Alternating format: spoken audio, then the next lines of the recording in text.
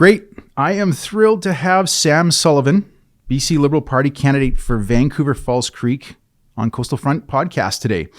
For decades, Sam has been a deeply passionate and driven advocate for all the residents of Vancouver. Sam served as city councillor from 1993 to 2002 and later went on to be the mayor of Vancouver from 2005 to 2008. Sam is the founder of the Sam Sullivan Disability Foundation and 6 organizations that currently support the quality of life initiatives for people with disabilities across Canada. Sam's lifelong efforts were recognized in 2005 with his induction into the Order of Canada, our nation's highest civilian award for community achievement. Sam is on the campaign trail again under the BC Liberal Party banner, vying for his 3rd term as MLA for Vancouver-False Creek. Today we'll be talking about the BC Liberal platform, neighborhood security, homelessness in Vancouver, and the fast tracking of the development of public schools in Olympic Village. Welcome to the show, Sam. Let's get started. Thank you, Andrew. I really appreciate you putting this together. We need to have more engagement with the public, and this is a great opportunity. Thanks for making it happen. Well, thank you. And it, of course, it is odd times with COVID-19. So I do appreciate you taking the time to come down here. Let's start off right away with the election itself and talking about winning in this next election. And my question to you is simple. What does winning in this election look like for the BC Liberal Party? Well, this is probably one of the most important elections because it's the critical time when we make this pivot from trying to save people from dying of COVID to actually rebuilding our economy.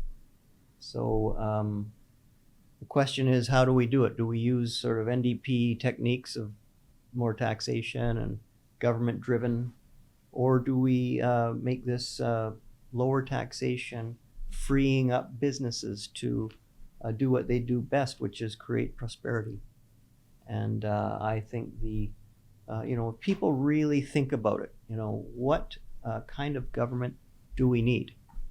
And I think that the public was very prescient in electing the NDP, because they are good at giving out tax money. They're very good at, creating more government programs, and that's exactly what we needed. So people have to now ask, is that what we need going forward? Like we sort of blew the bank right now. We $13.5 billion, stunning numbers. It is a stunning number. And when you look at the BC's proportion of the federal, we're looking at another $35 billion. Like we're well over $50 billion for BC's contribution alone, and that's a deficit of 6 months. These are unheard of. This is just stunning. And somebody does have to pay for that eventually. This is not free money.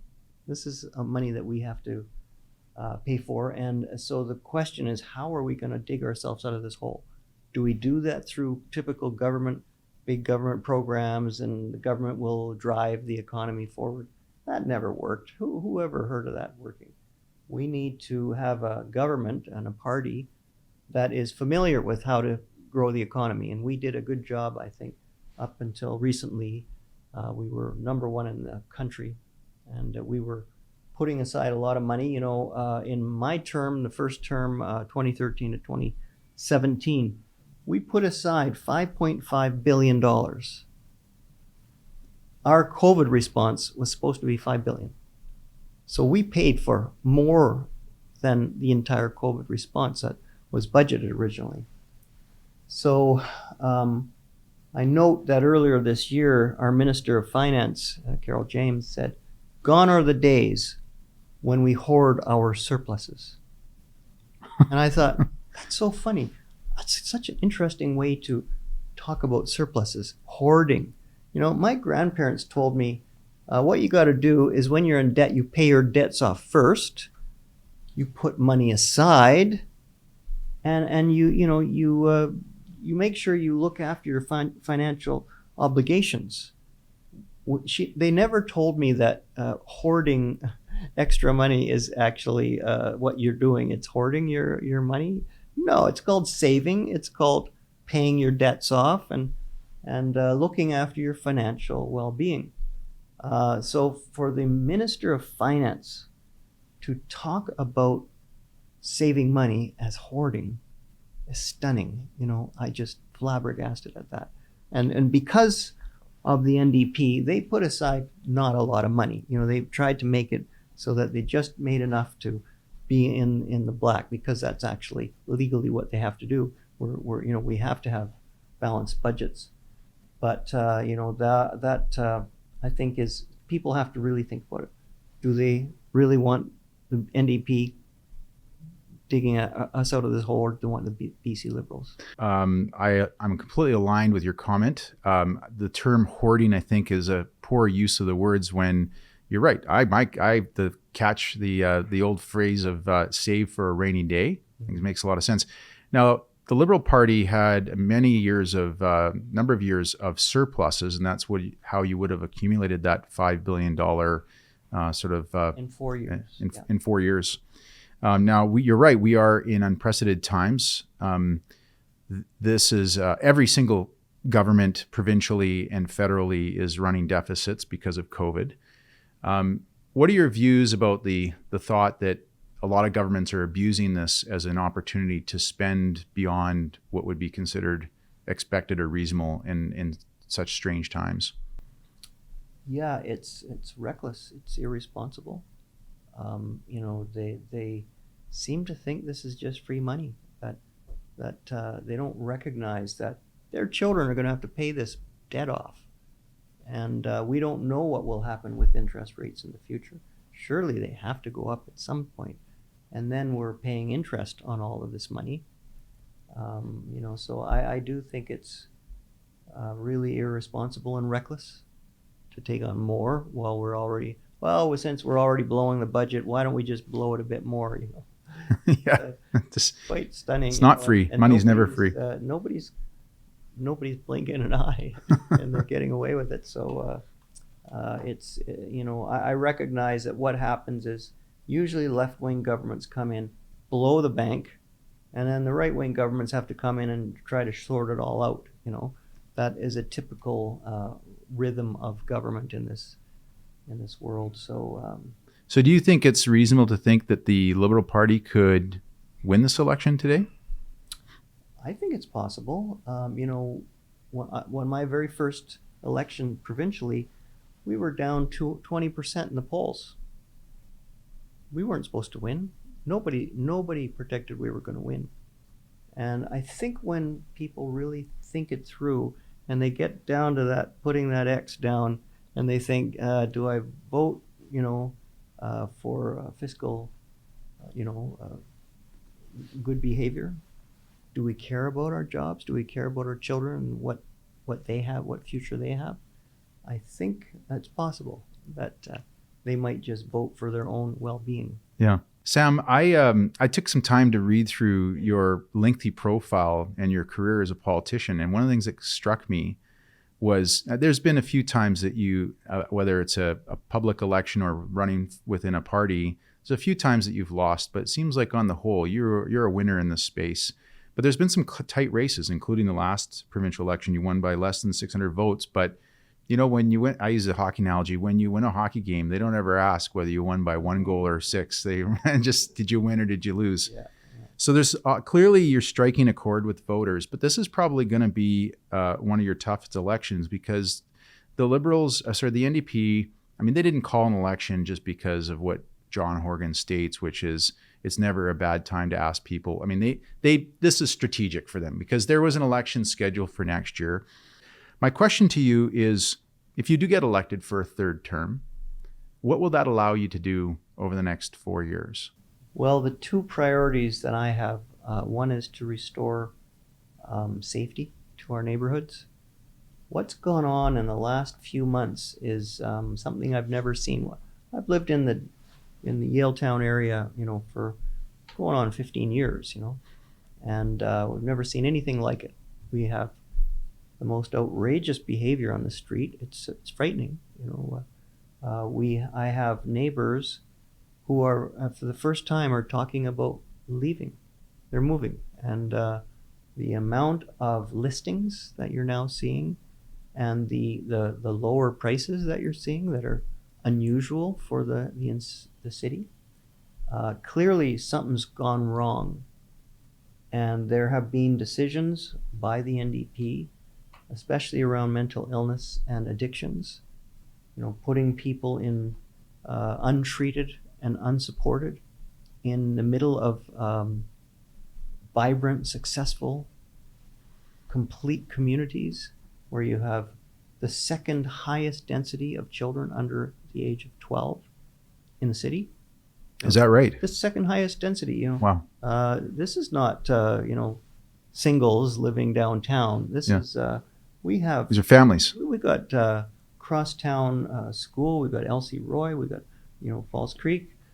We need, all of the parents are, struggling because they have to send kids out of the riding, out of different neighborhoods. They live downtown so that they can be environmentally sustainable, living in lives like that. And the idea is that they walk to work and, they can do everything, their shopping and all their entertainment is by foot. 60% of all trips in the riding are made by foot versus typical suburbs where it's 5%. It's really quite remarkable. So now we have parents. I know one parent just asked me about where he walks his children to the Crosstown School. There was a stabbing right there at that very corner where he walks. And he said, do I have to arm myself now? Or why am I living here? This is outrageous, that we actually have to, when we walk down the street, we look at who we think is on the street and do we think this is safe? And if it's not, then we go another way. We've never had to do that before. Well, it's quite a good point. I lived with my wife in near Nelson and Smythe, Nelson and Hornby, from when we first met in 2008 until we moved up to West Point Grey in 2013. And we had two little babies. We have three kids now, but we had two little baby girls, and we would take them down the street, or my wife would, down to the park down there. Emery Barnes? Yeah. And it was a nice park and lots of families there, tons of kids. My wife was down there this summer with one of her friends who lives downtown that have a younger child. And she said, Andrew, it's so different now than we were there. She said there were literally three guys that looked like they were doing a drug deal in the park, like in the playground area. Like this is a playground where kids, it's very clear this is an area for children and children only. And dog park. Yes, that's right. There's an attached dog. Yeah. And dogs are coming to their humans with a needle in their mouth. Really? We're here. Wow. The parents, when they go, first of all, they fan out across the playground area and look for needles. Mm-hmm. When it's safe, they let their kids in. Yeah, that's amazing. Well, it's unfortunate. We can't let that continue. Now, on this topic of neighborhood security, the Vancouver Sun recently reported, and I think this is also on your social media feed, that commercial break-ins in Vancouver are up 48% in this year, in 2020. Now, look, these kind of stats, whether it's anecdotal evidence that we just talked about or these kind of VPD statistics are, it would be very easy to point the finger at the NDP and say, well, it's your fault. But there's also, I got to think, a factor of COVID-19 here. I'd also heard, I don't know if this was true or not, that residential break-ins had dropped and commercial break-ins had increased because people were all at home, and generally criminals want to avoid conflict. But maybe can you address what you think attributes to this? But it's still a big increase, 48%. That's a huge increase. I don't know how much of that could be attributed to COVID versus other policy failures.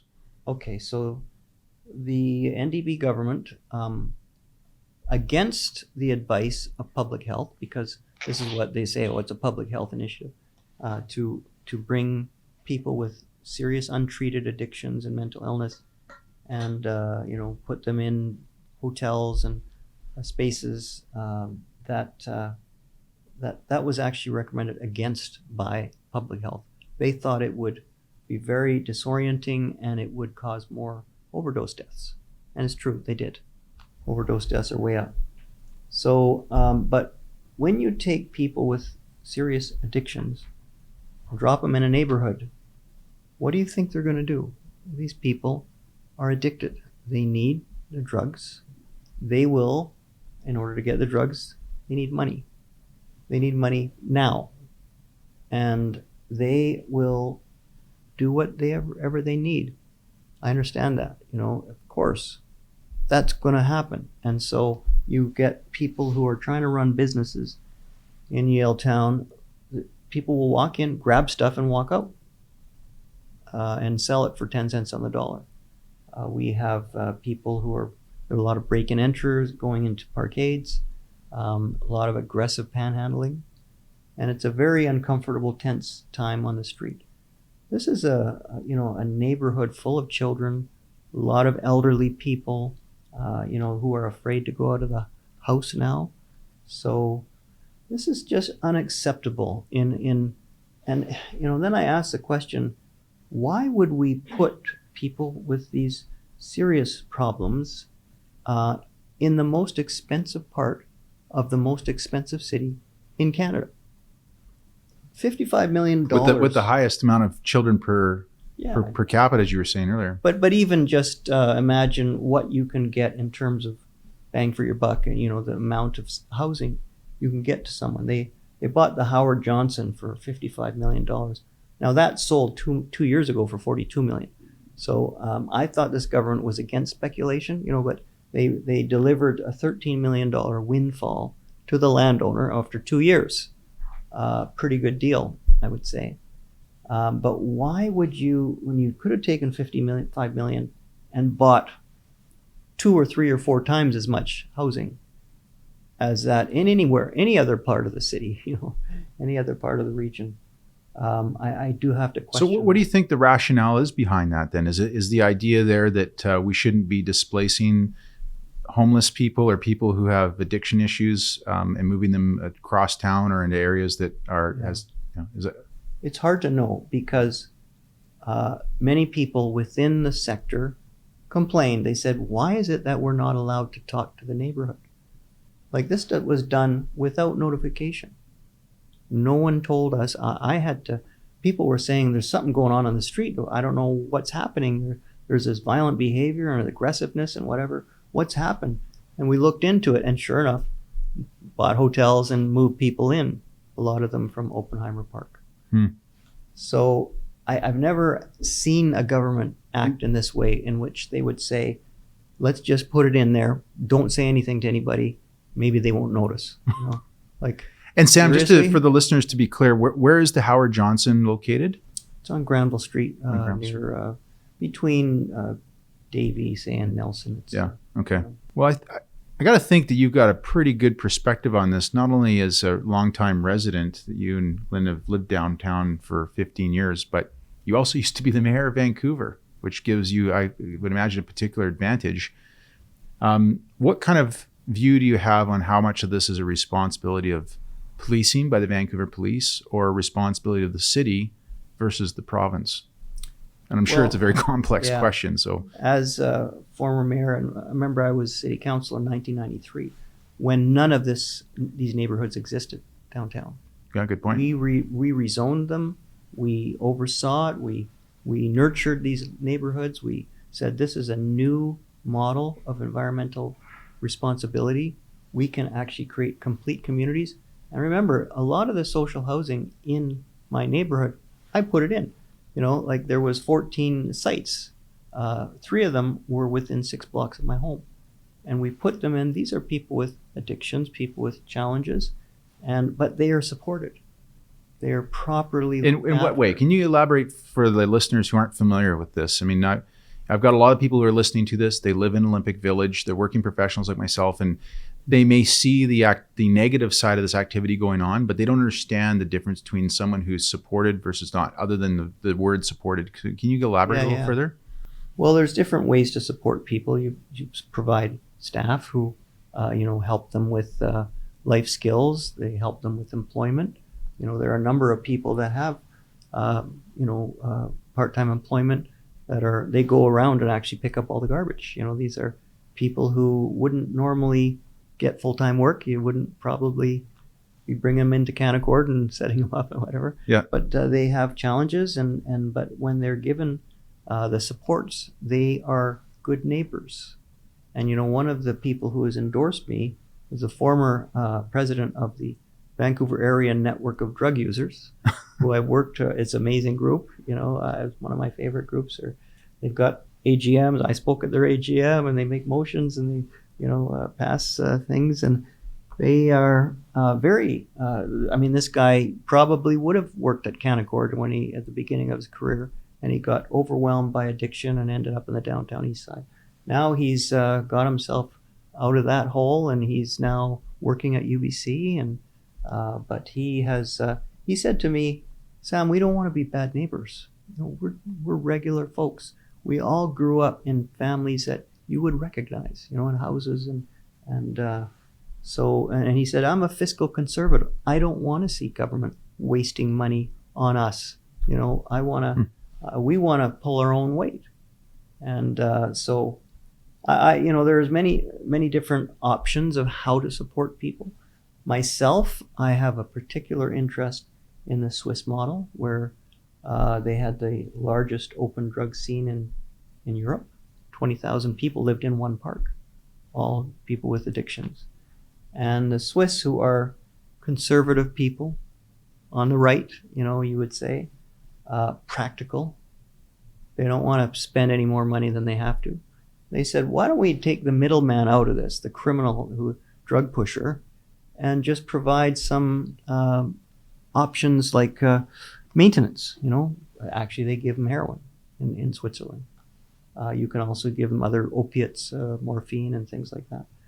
And that just takes the drive away, the need to get drugs, the need to steal, the need to panhandle. That is... This would be described as safe supply, I think, is the common term today? Or? I don't call it that. I call safe neighborhood supply. Mm-hmm. Okay. It's a big frame of reference difference.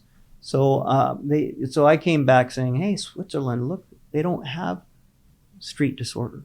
They don't have much in the way of overdose. And the kids aren't getting into drugs because in Vancouver, the drug scene, that's with hot cars and, girls and, glamour and rebel and, these kind of image that are attractive to some young people. Not in Switzerland. No, the drug addicts are the guys that line up at the pharmacy every morning. And I don't think that's for us. What else do we want to do with our lives? So Switzerland does not have, in Switzerland, every year, the average age of addicts goes up 1 year, meaning there's no kids getting involved. And so I came back and said, this is amazing what's happening there. We've got to look at this. And they said, no, you don't understand. Swiss people are totally different than British Columbians. I said, really? Like, how do you mean by that? No, it's not. They're totally different context, different. Everything's different. If you want to do this, you're going to have a drug research trial. Okay, well, if we have to, let's do it. So I put together an organization called Interchange Foundation. I got John Reynolds, who's, John Reynolds, leader of the Conservative Party at that one time. I got Joy McPhail and Don Ricks, who was a major federal Liberal. Put them on the board, and they raised $14 million, got the program done. Salome, it was called. 183 addicts of the most hardcore. The average had been through treatment 11 times. One of them had been arrested 200 times, spent 200 jail terms. And they provided them with this, and that fellow has not been in jail since. Homelessness went to 0.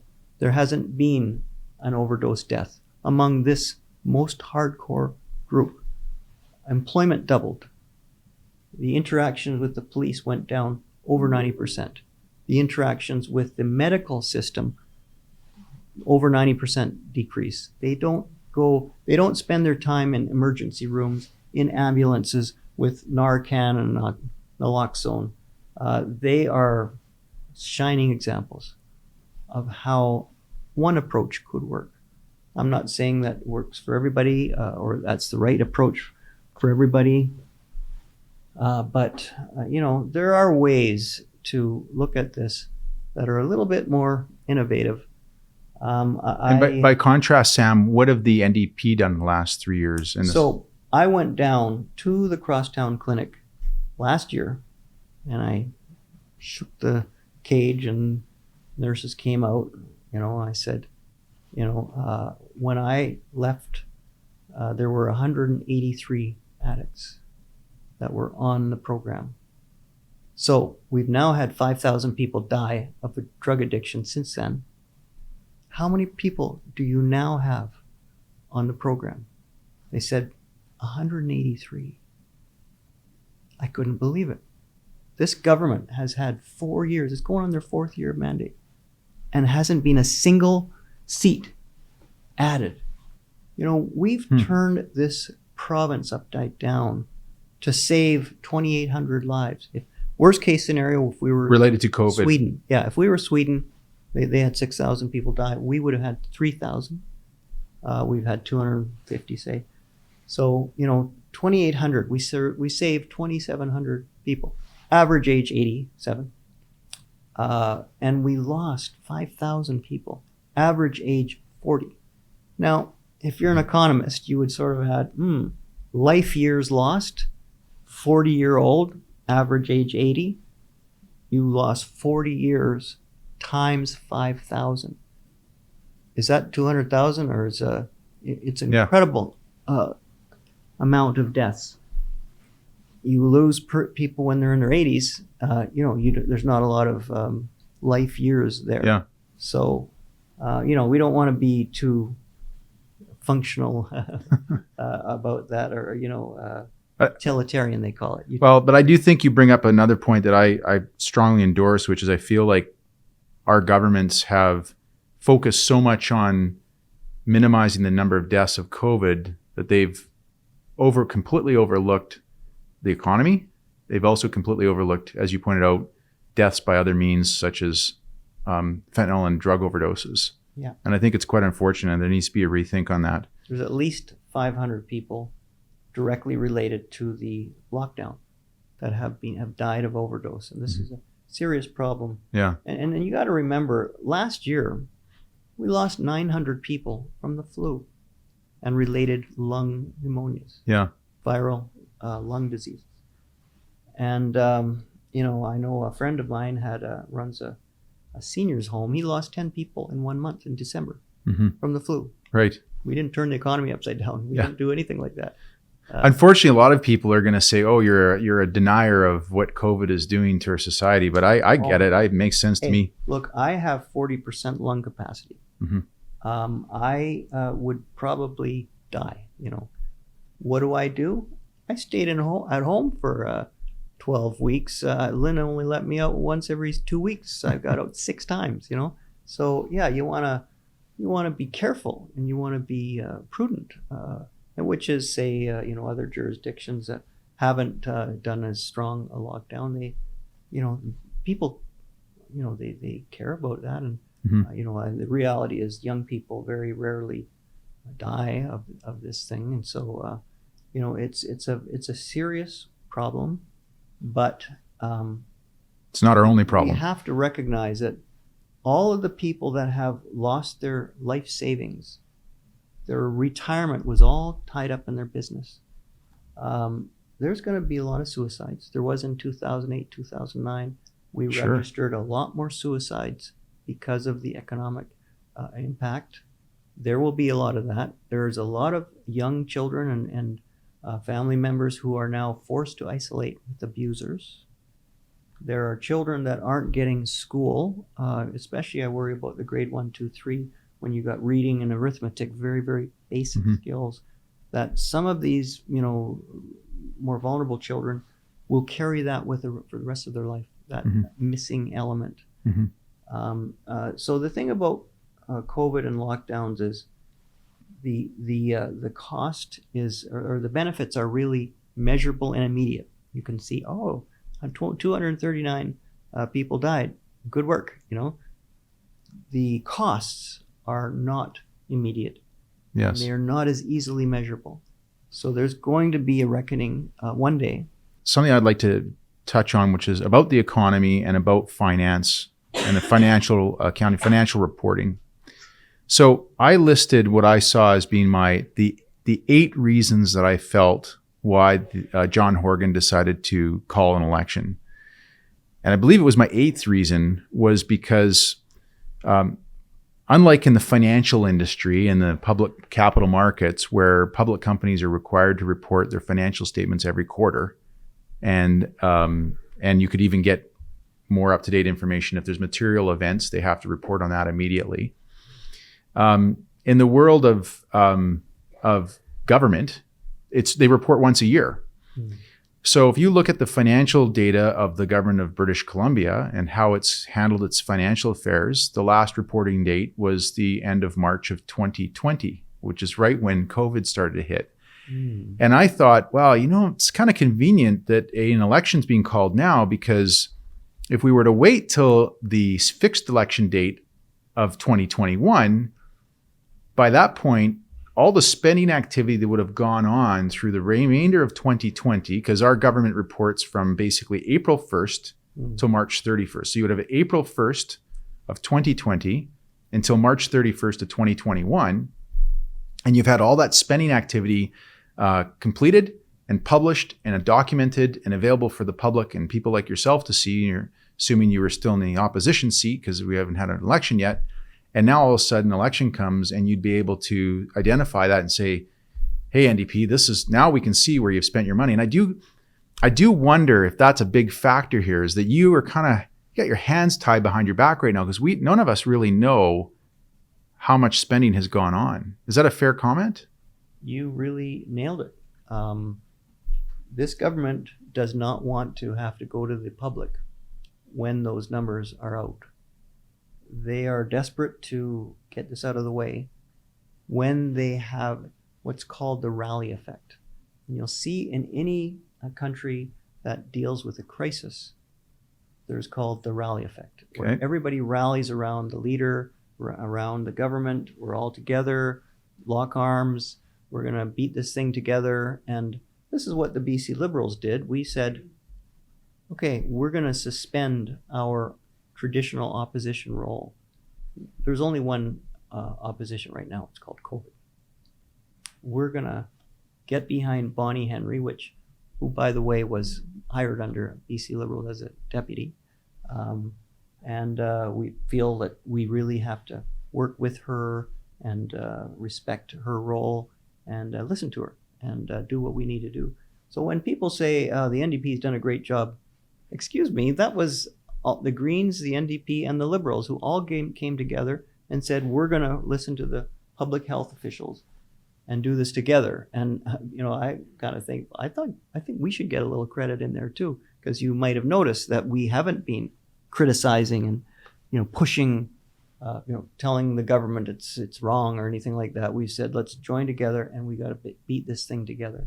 So I think you're right that this election is called because they want to get this over and they don't want you to know what the real numbers are before they have to go to the public. Mm-hmm.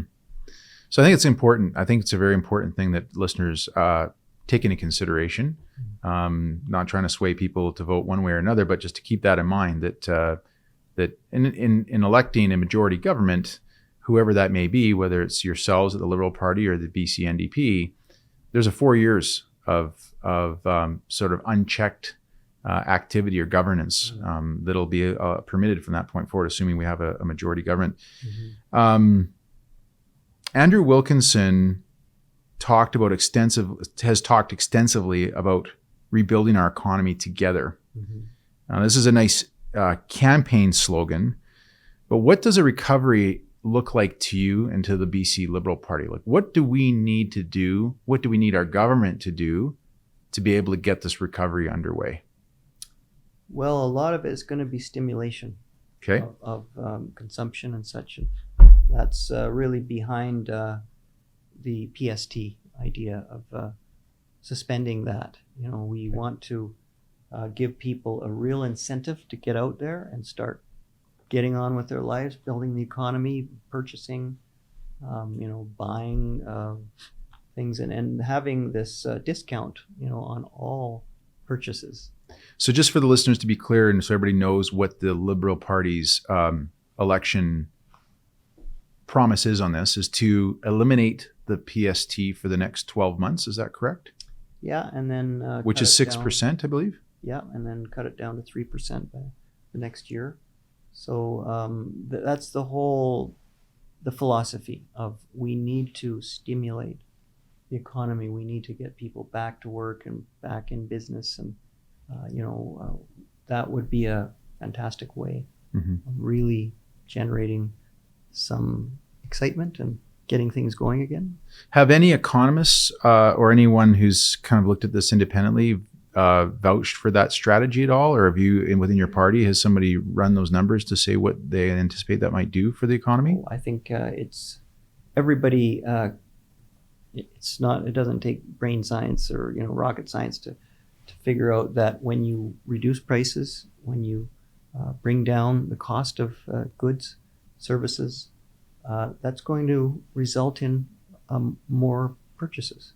So it's pretty much an economic truism that reducing prices increases purchase. Now, Sam, a lot of the people who work for me actually live in your riding, and I've told them all they should make a point of listening to this podcast. I did actually invite your competitor in this campaign is Brenda Bailey with the BC NDP. For the record, we did invite her to come on, and we haven't heard back from her office yet. One of the things that I've said to the people who live in your riding is said, you should pay attention to Sam because he's obviously an established. He's got an established record of winning elections and winning ridings, but the last one was very close. You should pay attention to it. One of the concerns I have as a voter is if we have a majority NDP government who continues to spend, that they are likely, or there's a high probability they'll raise taxes. Now, they did raise the highest marginal tax rate a few years ago. What I thought was really interesting was under the Christy Clark government, which I believe you were an MLA under, she actually, I think you guys had reduced the highest marginal tax rate as long as the government hit a surplus for 2 years in a row, and you did. And I thought that was a really neat tie to the way that you structured your tax. Like basically it kind of almost motivated me to go to work and make a bit more for everybody. But my marginal tax rate, Sam, is now 53.5%. It used to be 98.5 or something like that. But now it's 53. Wow. And every day that I go to work, it just kind of bugs me. I mean, I had no problem with it before. I was like, I was giving away basically 50 cents in the dollar. But I could look around and say, look at my neighborhood, look at my streets. And despite what we talked about earlier, look, on the whole, what an amazing country to live in, right?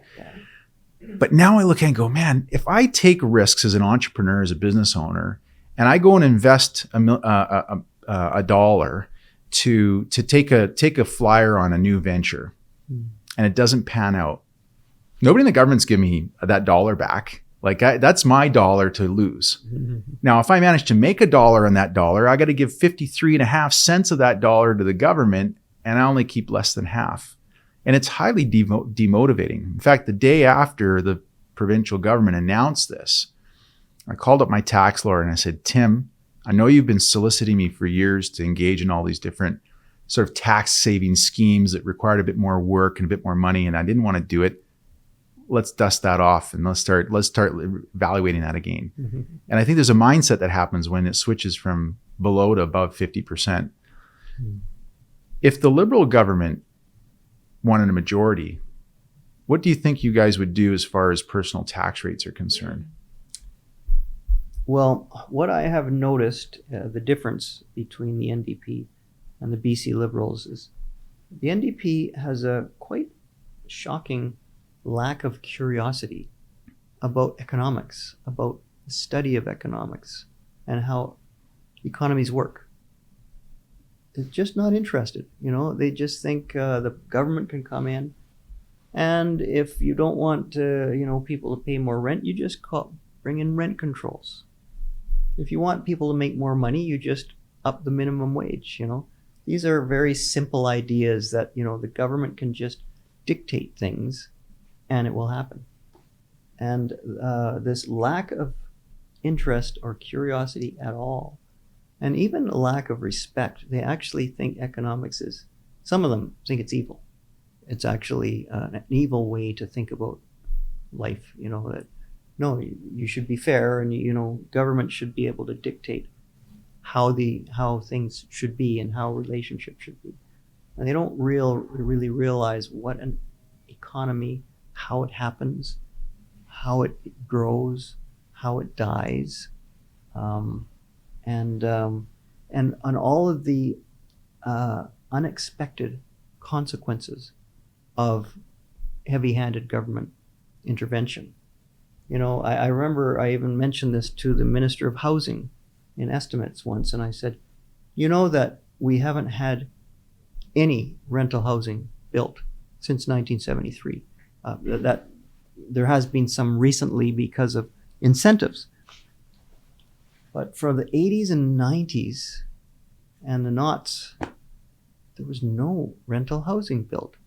She couldn't believe that, and she consulted her advisor and shocked to find out, what? No rental housing built in the 70s and the 80s at all? Very little. And this is what happens when you take a heavy hand of government and just wave the wand and decree how the world will be more fairer. I couldn't believe that we put up the minimum wage in the middle of the pandemic. All these small businesses are struggling, are suffering. In the middle of the pandemic, you loaded up these fragile businesses with more costs. And it's really, it is easy to make the case in front of people that don't know economics or don't believe in it or don't respect it at all. But that's not how you build an economy. It's not going to work. I can't tell you. So would the BC Liberal Party raise personal tax rates? So I can't tell you they will do one thing or the other. I can tell you that they understand that there's a consequence for every action you make. And I think what you will get from the BC Liberals is the emphasis on stimulating business, stimulating people to work harder. And you do that by reducing taxes and by reducing taxes and whether they be sales or income taxes.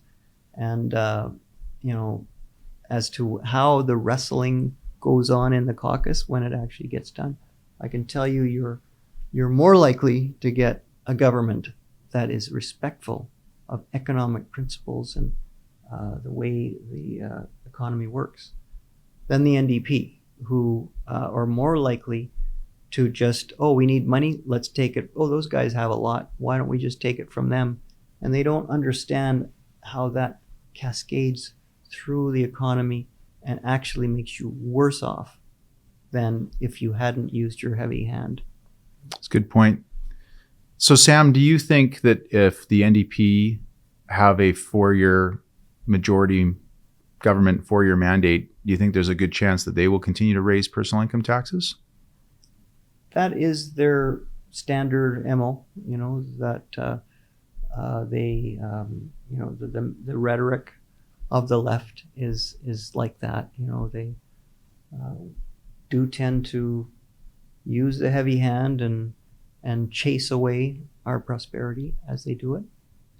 And usually, like we went through the 1990s when every economic entity in the world was zooming ahead, and it was the greatest economic growth, and we missed the whole thing. Like, how did that happen? We missed the whole thing because we had taken a different approach, not understanding economics, not respecting the importance of nurturing and cherishing and supporting your economy, not using it like an ATM where you need more cash for your public programs and you just take it, without even thinking about it. The way they did the employer's health tax and just crushed businesses. Their own committee said, no, do it in a different way. You can take it from different ways, but don't load this all up on many of these small businesses that really will not be able to survive. Mm-hmm. So there's lack of curiosity, basic curiosity. I mean, come on, people get Nobel Prizes about economics. Like, is there no interest in what these people know and what they've discovered about how an economy works? So I think you're much better off to vote toward the BC Liberals and get somebody that at least is interested in this topic.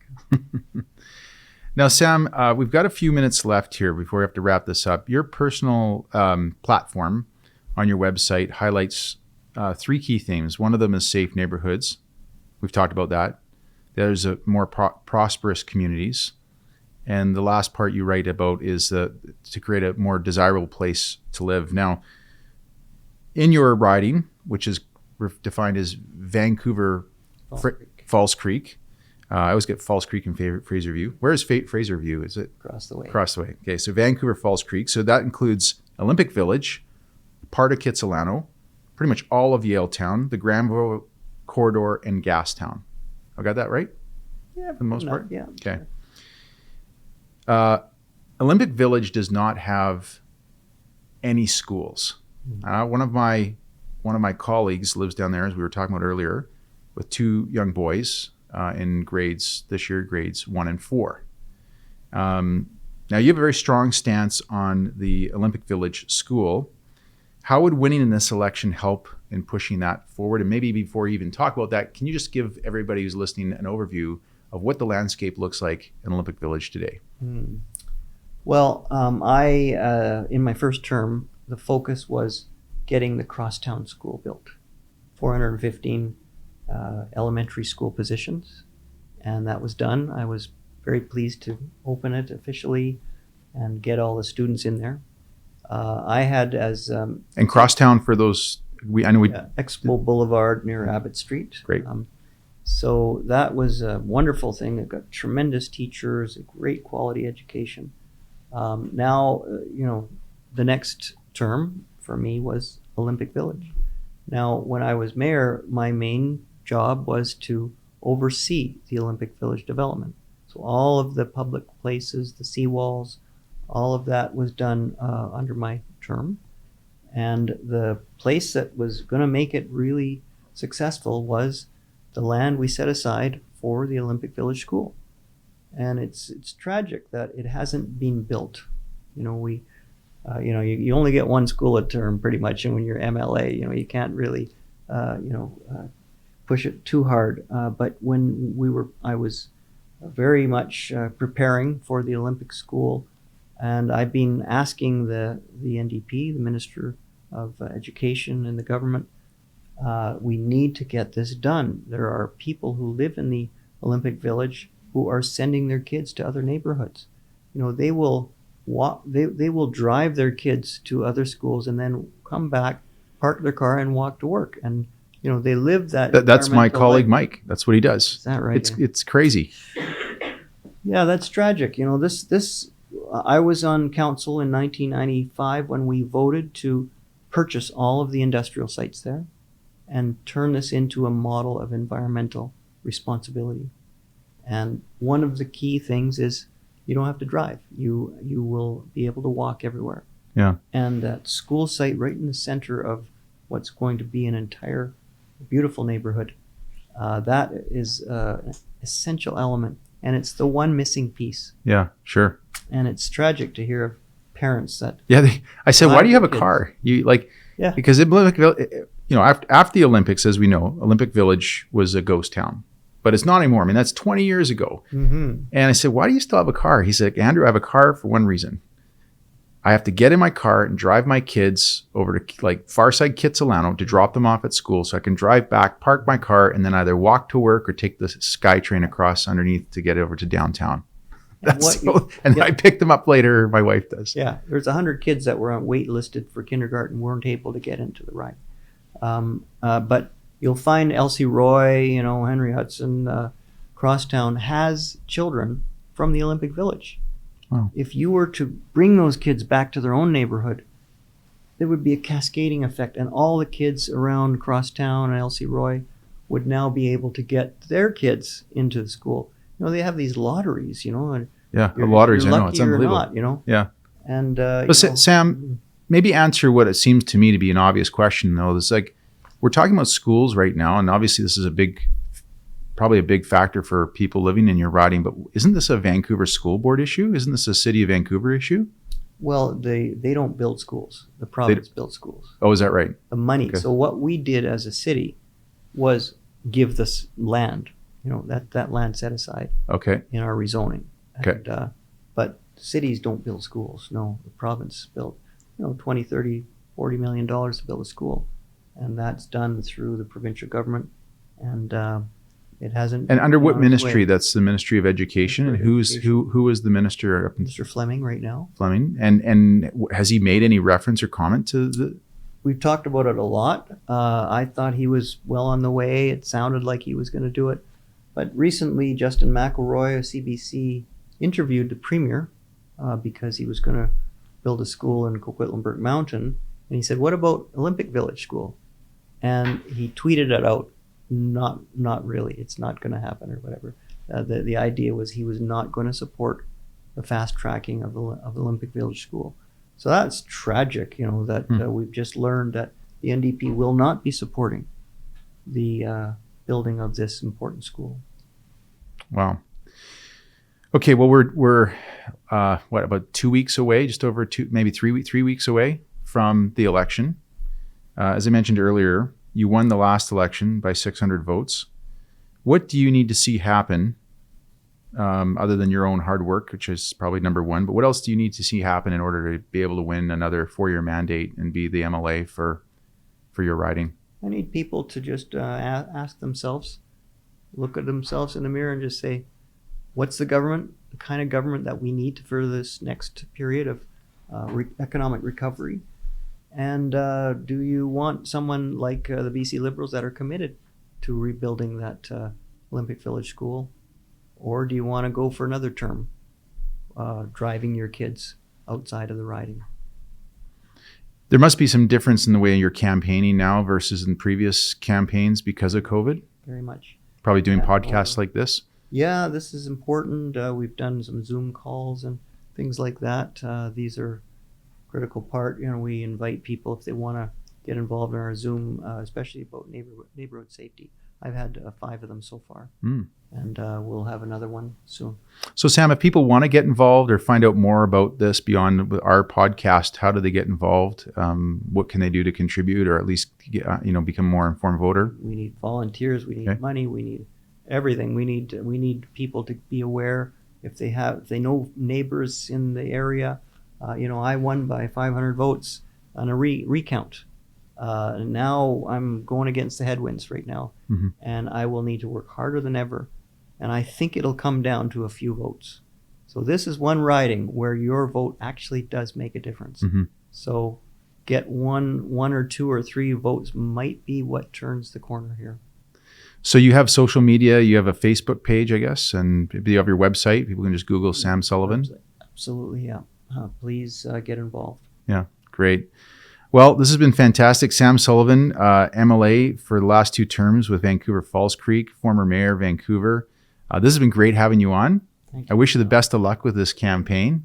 Thanks, you too. Really this has been really good. And hopefully you'll have you sitting down here maybe in 6 or 9 months and you'll be MLA for a 3rd term and we can talk about how you're handling things then. Wonderful. Thank you so much. Okay, Sam Sullivan, thank you very much. Best of luck.